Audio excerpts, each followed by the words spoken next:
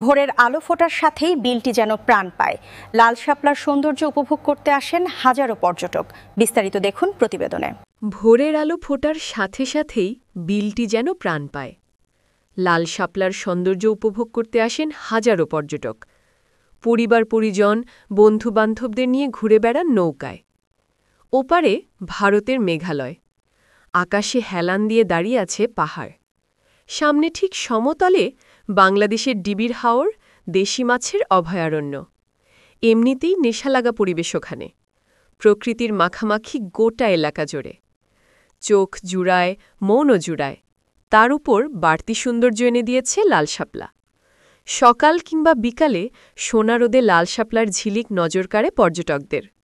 আর এই দৃশ্য অবলোকন করতে শুধু সিলেটই নয়, গোটা দেশের পর্যটকরা ছুটে যাচ্ছেন জৈন্তাপুরের ডিবির হাওরের লাল শাপলার বিলে।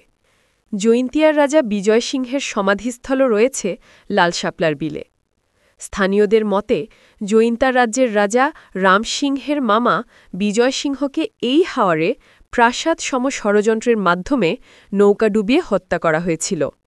সেই স্মৃতিতে নির্মিত ২০০ বছরের পুরাতন একটি মন্দিরও রয়েছে লাল শাপলার বিলে।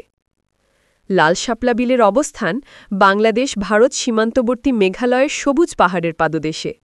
স্থানীয় ভাষায় প্রাকৃতিকভাবেই ৪টি বিল: ডিবি বিল, ইয়াম বিল, হর্ফকাট বিল ও কেন্দ্রী বিল সহ ৯০০ একর এলাকা জুড়েই লাল শাপলার রাজ্য। ডিবির হাওর মাছের অভয়ারণ্য। একসময় এই হাওরে গোটা বছরই পানি থাকত। এখন শুষ্ক মৌসুম শুরু হলেই শুকিয়ে যায়, ফলে লাল শাপলার স্থায়িত্বও থাকে মাসখানেক। পানি না থাকার কারণে শাপলাও থাকে না। বর্ষায় ফের পানি বৃদ্ধি পেলে শাপলা আচ্ছাদিত হয়ে ওঠে গোটা হাওর।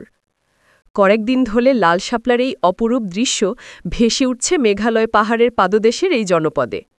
ছুটে যাচ্ছে পর্যটকরা। বিশেষ করে নতুন প্রজন্মকে নিয়ে শহরের মানুষ ছুটে যান বিলে শাপলা দেখতে।